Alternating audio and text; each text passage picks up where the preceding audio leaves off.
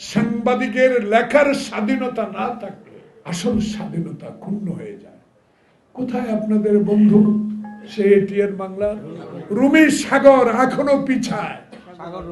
সাগর Rooney. প্রিয় সাংবাদিক বন্ধুগণ, আপনাদের চিত্র দেখে অনেক সময় আমি একটু আবার ছোট্টবেলা থেকে একটু পত্রিকার সাথে সম্পর্ক ছিল। আমি ক্লাস 6 থেকে হোস্টেলে, আমার মা বাবার আদর থেকে খুব কম, আমি দূরে দূরেই লেখাপড়া করেছি।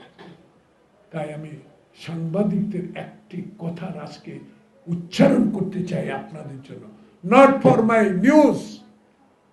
আপনাদেরকে প্রশংসা করি এই জন্য, রোদে ভিজবেন, বৃষ্টিতে পড়বেন, বৃষ্টিতে ভিজবেন, রোদে পড়বেন, টিয়ার গ্যাসের সেলে রুমাল দিয়ে কোনো মতে পানি দিয়ে চোখ থেকে রক্ষা করবেন।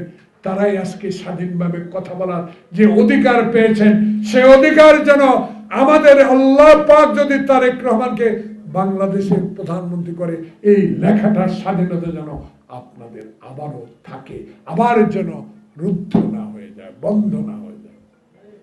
তাই আজকে সবিনয় অনুরোধ, আমার নেতা তারেক রহমানকে একটু সহযোগিতা করতে হবে সুশাসনের জন্য। আসুন সবাই মিলে আবার এই সংসদে দাঁড়িয়ে যেন গণতন্ত্রের কথা বলতে পারি, এই সংসদে দাঁড়িয়ে যেন জনগণের কথা বলতে পারি, এই সংসদে দাঁড়িয়ে যেন বলতে পারি ফেলানির লাশ আর যেন তার কাটায় ঝুলিয়ে না থাকে।